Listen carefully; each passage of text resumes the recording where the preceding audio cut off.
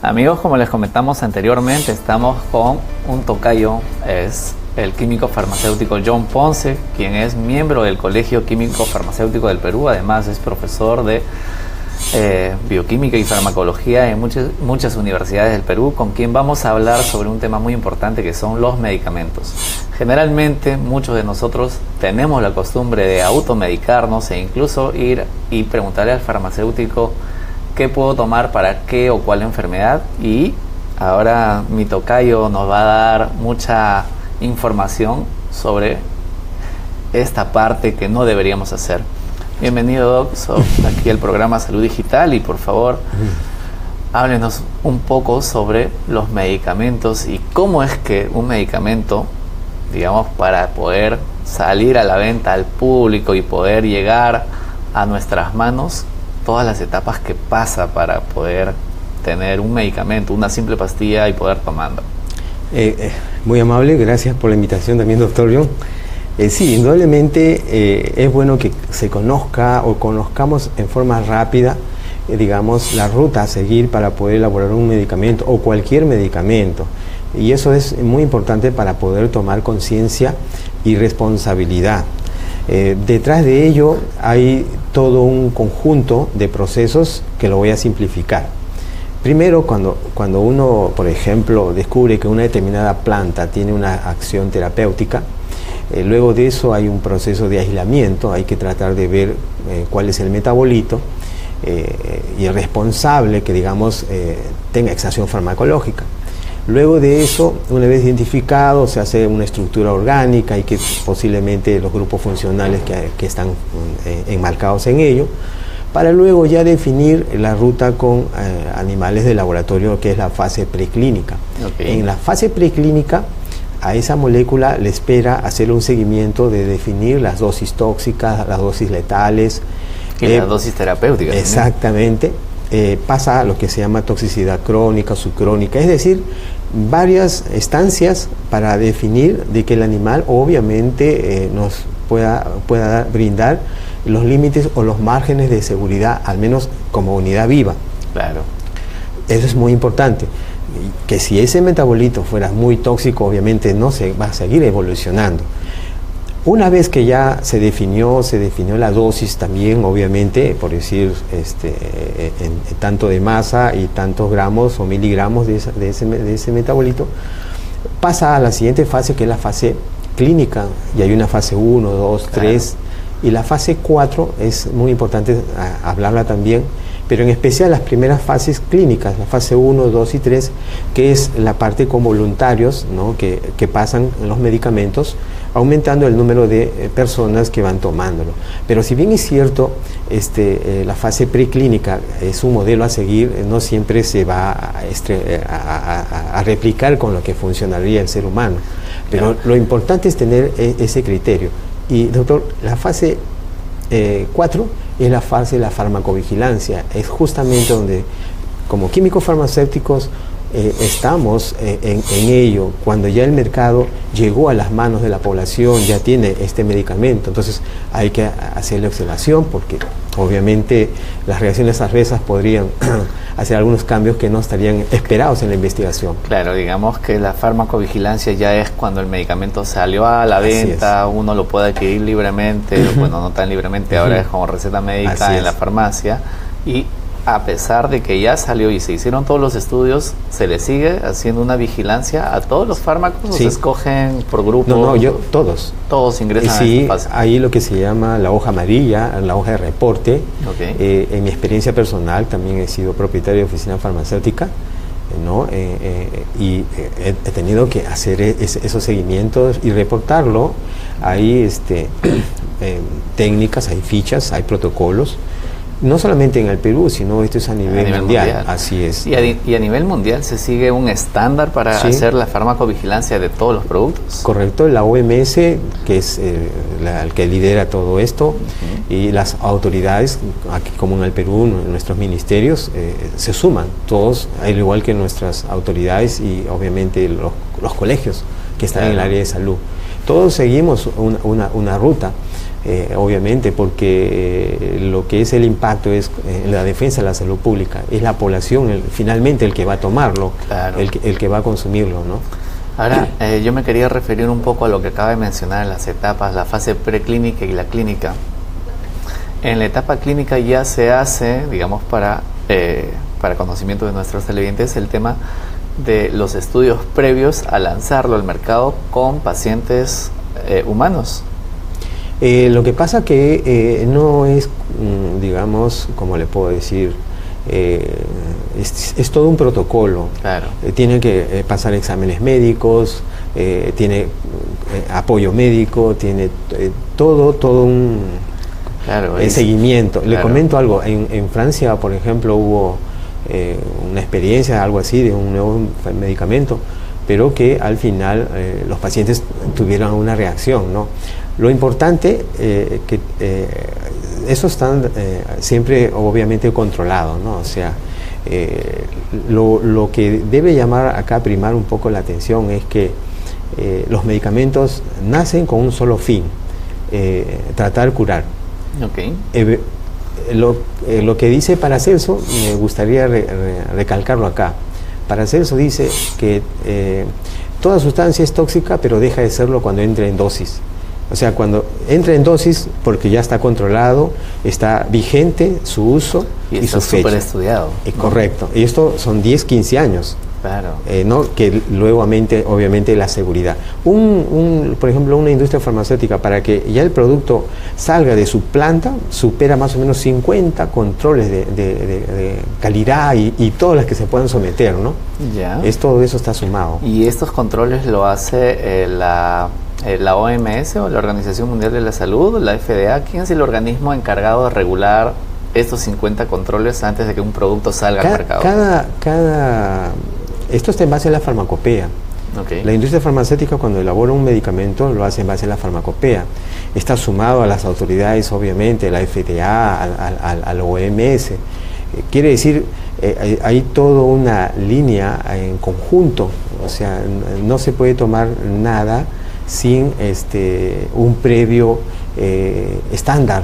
Okay. Todo lo que se elabora está estandarizado, repetido más de 1000 veces, ¿no? En una precisión, yo diría, donde la perturbancia o lo que podríamos decir, la incertidumbre, no debería dárselo. Esa es una de las fases interesantes del mundo de la ciencia y del mundo científico. Claro, y lo interesante es que todos los productos, como acaba de mencionar, que ya están en el mercado, también se siguen haciendo la farmacovigilancia o se siguen controlando si el que produce o no produce algún efecto, ¿verdad?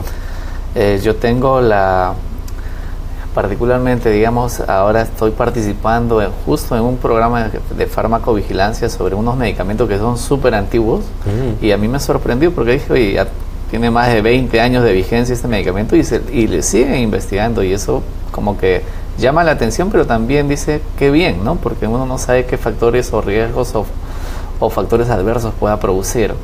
Ahora, cuando un producto sale a la venta, un laboratorio generalmente lo lanza. Este laboratorio, digamos, hablamos de productos genéricos y productos de marca.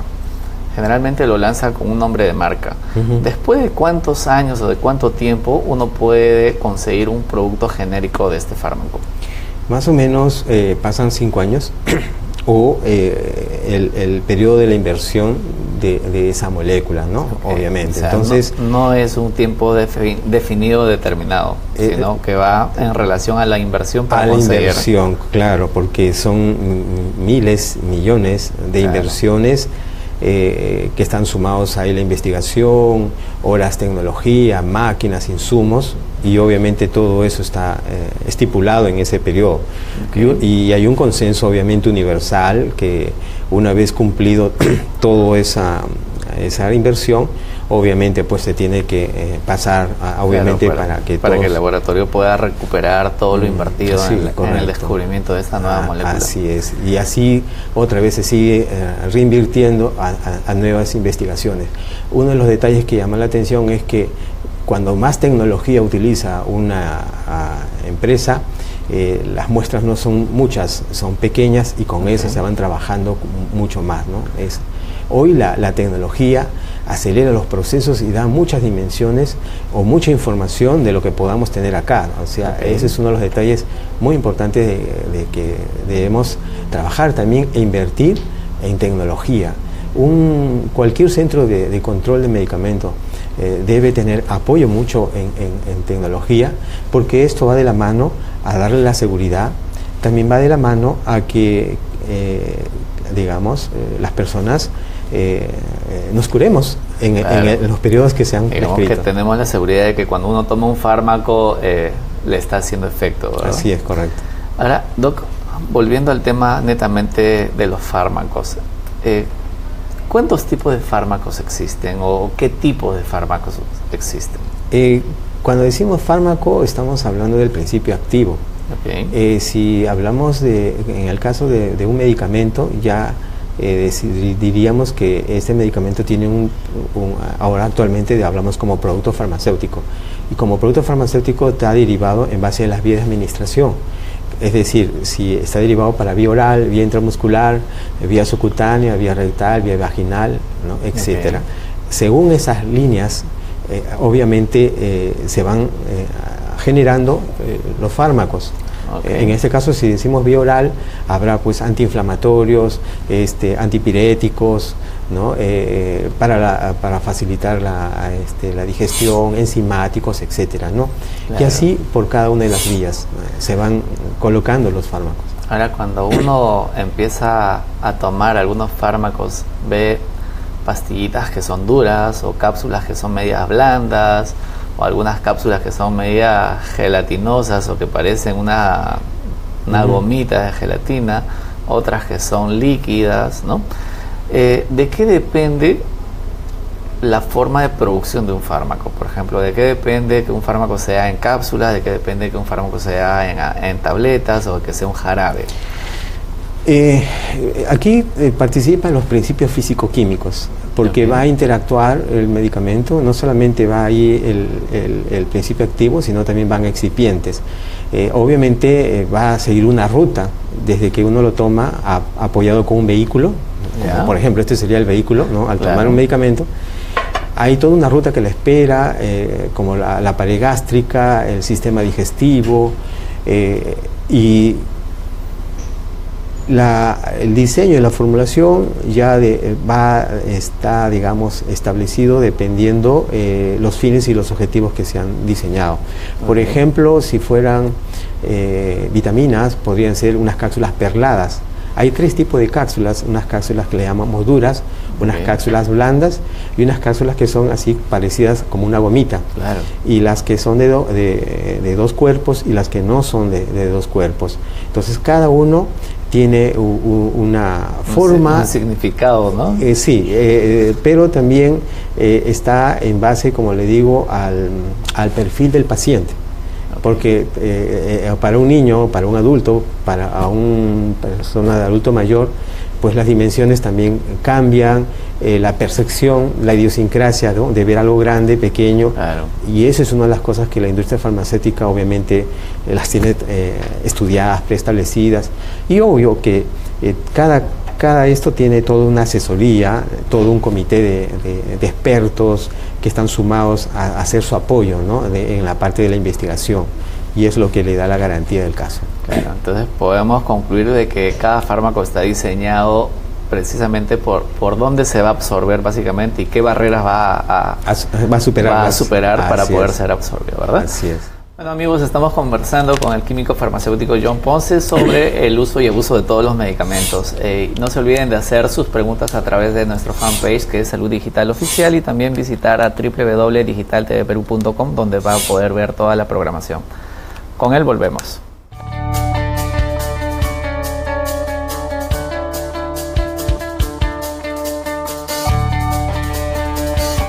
Pero también hay algunos medicamentos que no traen, por ejemplo, el excipiente, pero son pocos. La gran mayoría, por ejemplo, sí los trae. Hay que recordar algo acá también, porque recordemos que los medicamentos van a estar expuestos por un tiempo y tiene que haber alguien que neutralice, ¿no? Los cambios ambientales que puedan tener, ¿no? Entonces,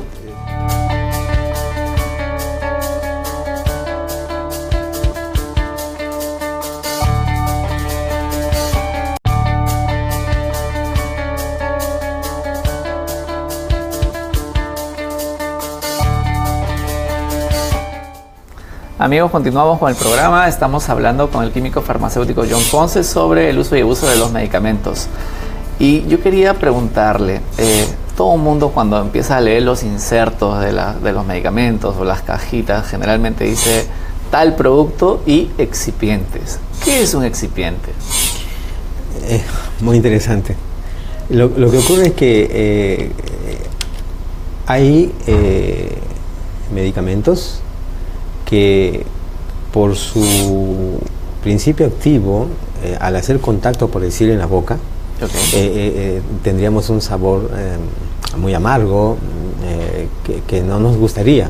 Yeah. Entonces los excipientes forman parte de poder protegerlo, cubrirlo, y de tal manera que también otro de los detalles que tiene el excipiente es hacer una defensa con los jugos gástricos, porque si no es así, se vería impactado esa molécula, ese principio activo, y obviamente bajaría de repente pues los niveles esperados de su acción farmacológica.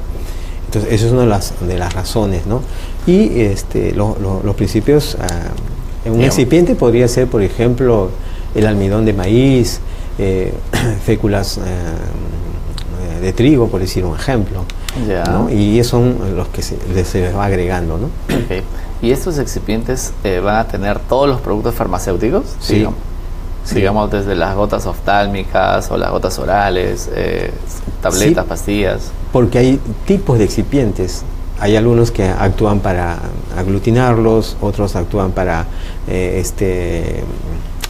buscar que no interactúen, ¿no? Que no, a veces pueden generar entre ellos algún cambio de repente físico-químico, y lo que se busca es al mínimo que no genere esos cambios, ¿no? Entonces, sí, pero también hay algunos medicamentos que no traen, por ejemplo, el excipiente, pero son pocos. La gran mayoría, por ejemplo, sí los trae. Hay que recordar algo acá también, porque recordemos que los medicamentos van a estar expuestos por un tiempo, y tiene que haber alguien que neutralice, ¿no? Los cambios ambientales que puedan tener, ¿no? Entonces, todo eso ya está estudiado, ¿no? Una de las cosas que nuevamente lo digo, ¿no? La farmacopea, ¿no? Es todo un conjunto de normativas, están establecidas, donde se tiene que seguir, y sencillamente al seguirlas y respetarlas, termina en una óptima calidad. Y de tal manera que ahí está la seguridad que uno lo va tomando, ¿no? Exactamente. Claro. Ahora, en temas, digamos, todos los antibióticos, todos los fármacos en general, ¿siempre se absorben en el estómago o hay diferentes lugares de absorción dentro del organismo? Sí. Los que son vía oral, me refiero, ¿no? Claro, indudablemente.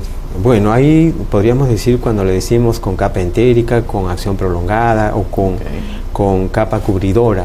Entonces, algunos pueden estar siendo absorbidos a nivel de la pared gástrica, y es lo que generalmente, cuando la persona se automedica y no conoce las bases principales de ese medicamento, podría activar una gastritis, un dolor en la parte de la mucosa gástrica. Pero en la otra ruta es en la parte del intestino, ¿no? En la parte baja, donde se absorben obviamente los medicamentos. Claro. Ahora, lo que sucede muchas veces creo que es cultural a nivel de Latinoamérica, es lo que acaba de decir, ¿no? Que muchos toman medicamentos o se automedican, o simplemente van en las farmacias, a la persona que está atendiendo en la farmacia, y le preguntan, oye, ¿qué puedo tomar para esto? Y empiezan a tomar. Ustedes, digamos que conocen mucho más que los médicos el tema propio de los medicamentos. ¿Qué es lo que recomiendan a estas personas? Por favor, me gustaría que recalque mucho este tema. Doctor, yo diría algo en estos tiempos. Siempre digo, me alegra. ¿Por qué? Porque el Perú ha cambiado, le soy sincero. Hoy tenemos que mirar todo un nuevo horizonte con nuevas perspectivas. Sí, eso de que la persona se puede acercar, ahora ha cambiado muchísimo. Ya se les pide su receta, sí, presentan el documento, ¿no? Si no lo tiene, obviamente se le dice por qué. Le digo porque a la larga, indudablemente, los gastos que va a generar a la persona van a ser superiores. Y no solamente hablamos acá en base a lo que pueda ocurrir en el Perú, doctor John. Lo que puede ocurrir también son los antecedentes que ya lo evidencian las estadísticas, por ejemplo, en los Estados Unidos. 58,000 personas que ingresan a un hospital por la reacción adversa de un medicamento. Claro. O 100,000 personas que puedan fallecer en forma anual. Eso es una de las cosas que me alegra, le soy muy sincero, de que programas del nivel así como el que usted lo está dirigiendo, sumemos esfuerzos a que la población tenga ya en forma oportuna la información, cambiemos estilos de conductas saludables, responsables. Está su médico, obviamente, atento ante una infección, ante una dolencia, ante un dolor. Está su farmacéutico para orientarlo si el medicamento está en óptimas condiciones.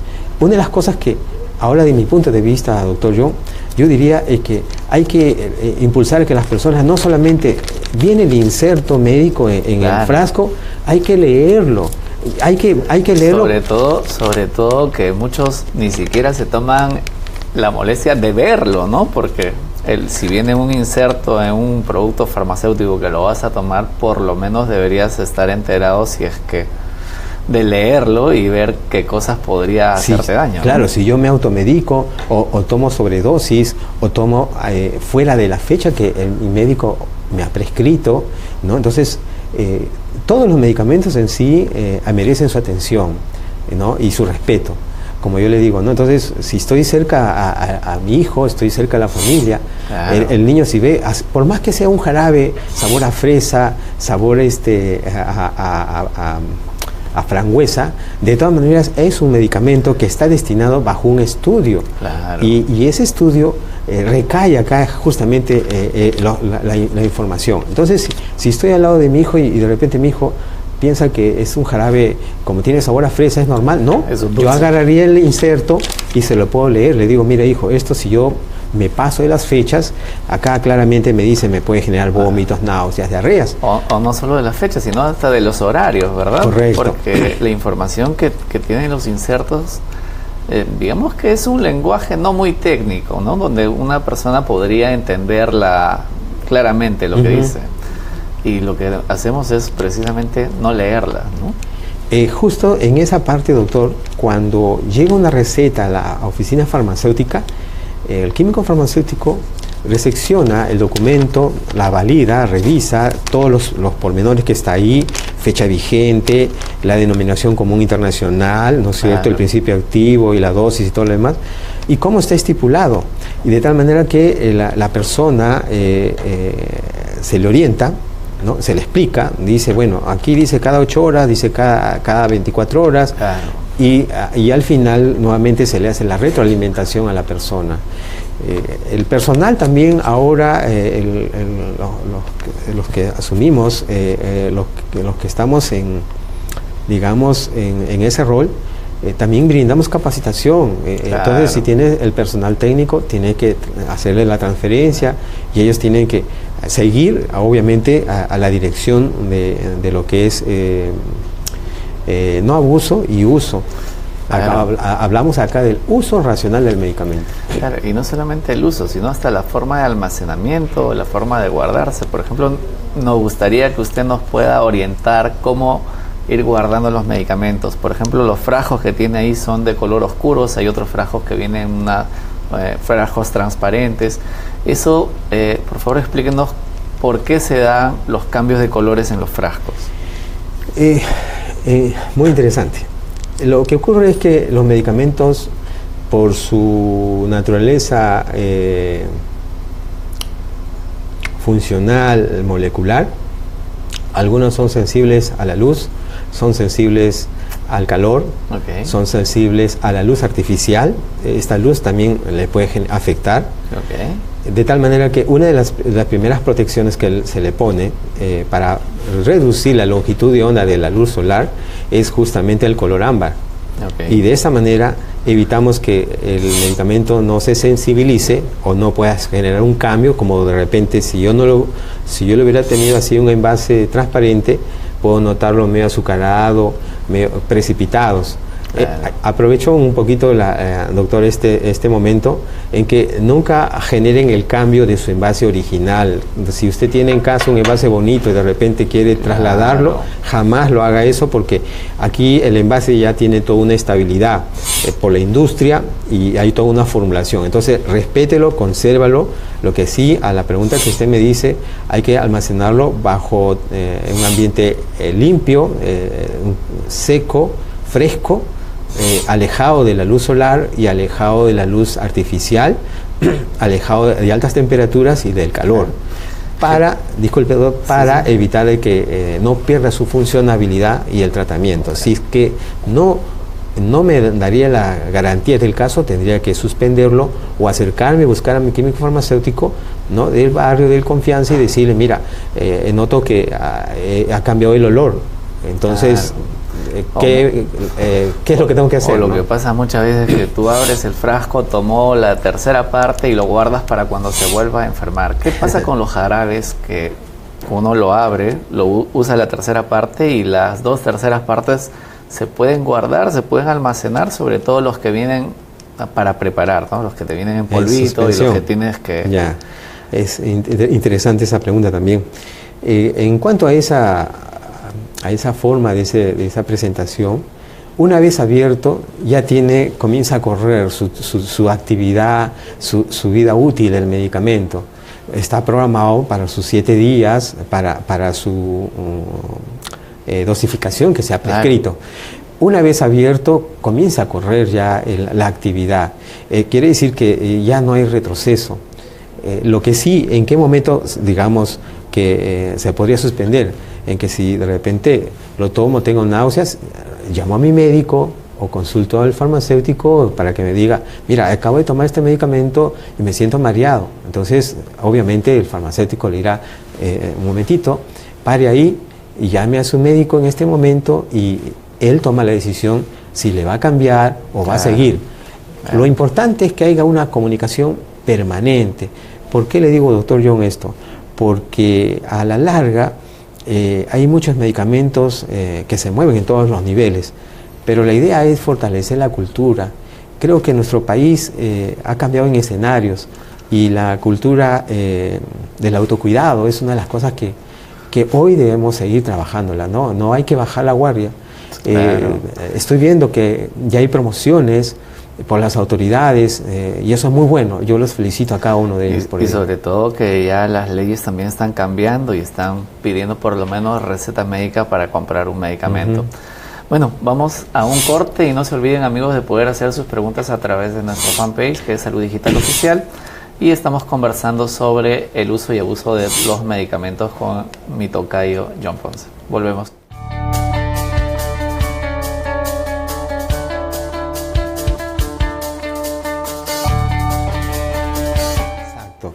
Otro de los detalles, respetar los dosificadores al momento de que se toma un medicamento, ¿no?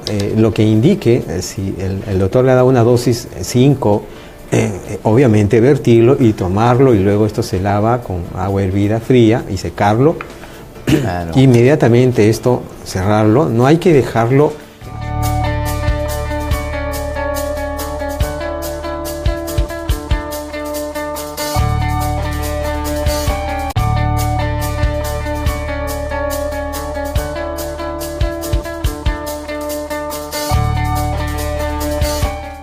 Amigos, continuamos con su programa Salud Digital. Estamos hablando sobre el uso y abuso de los medicamentos con el químico farmacéutico John Ponce.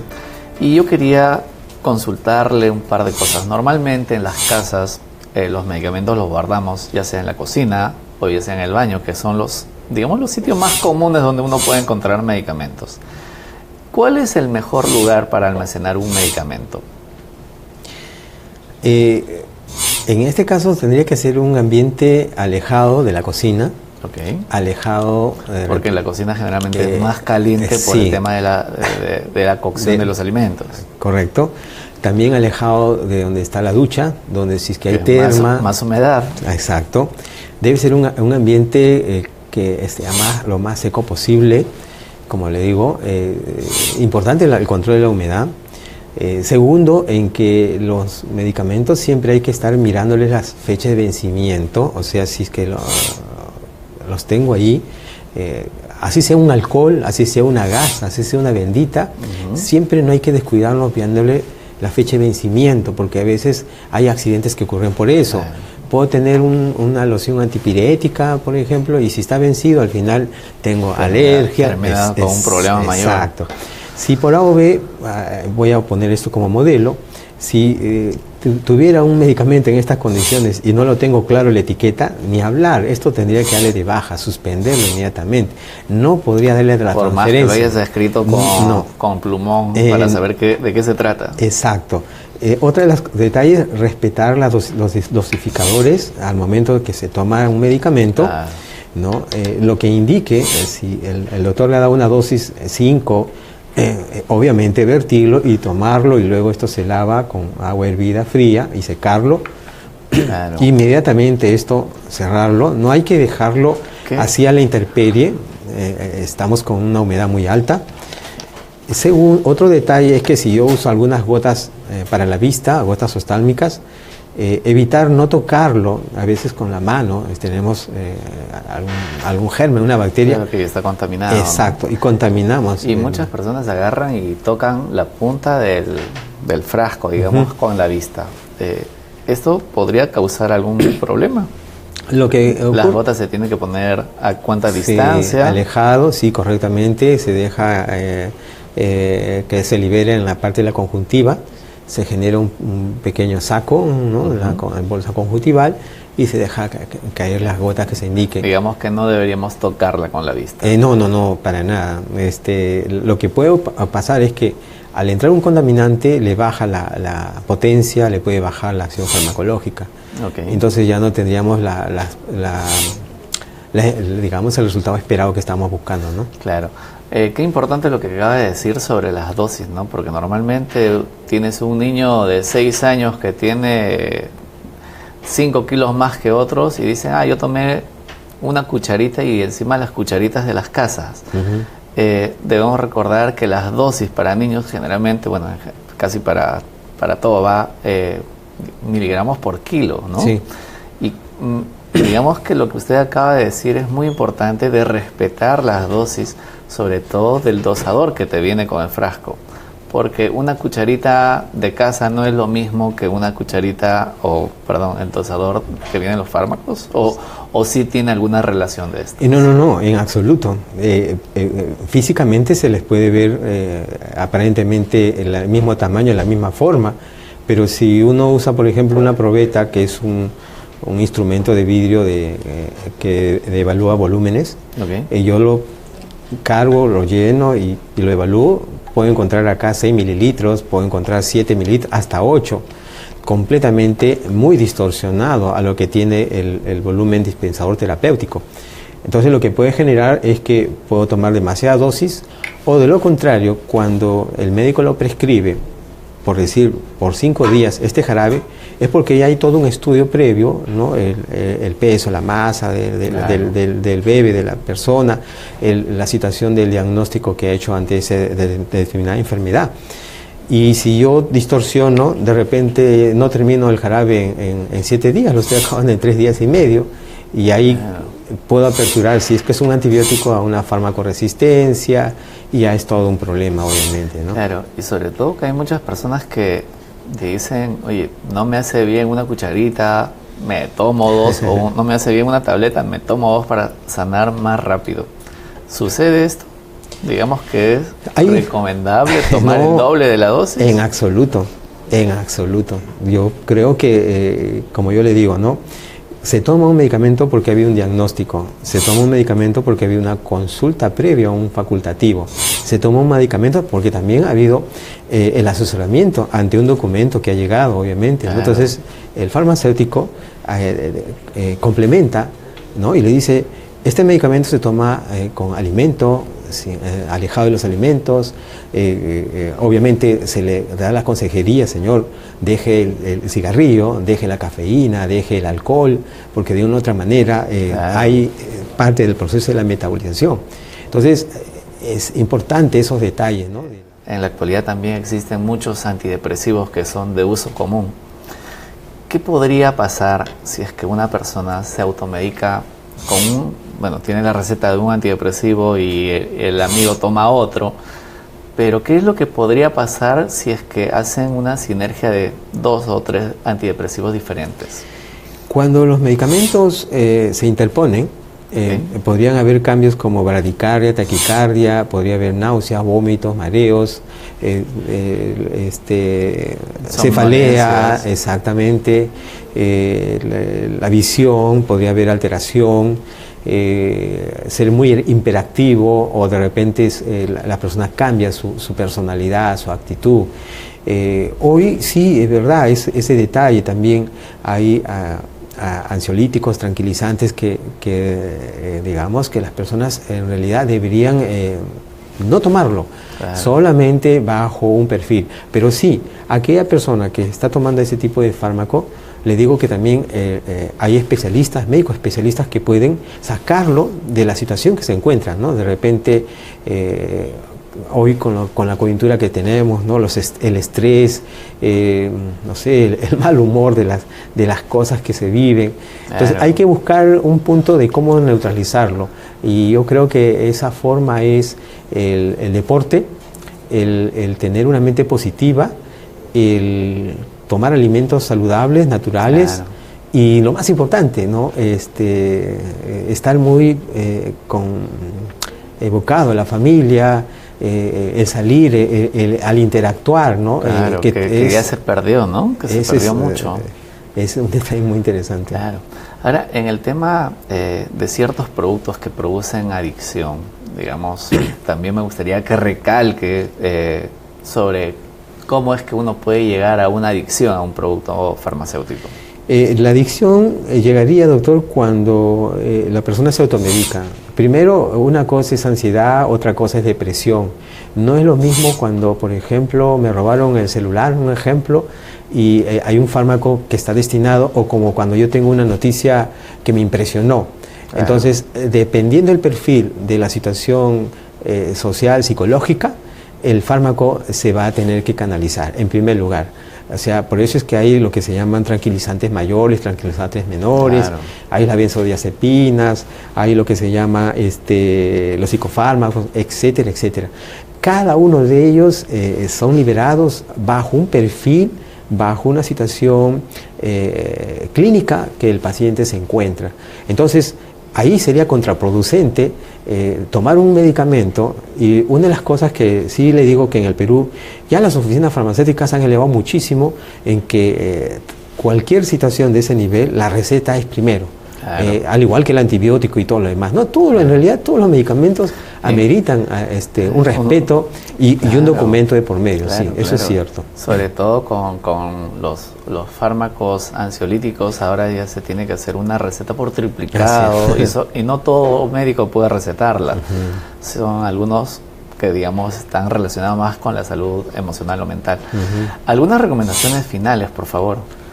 En primer lugar, creo que el Perú ha cambiado.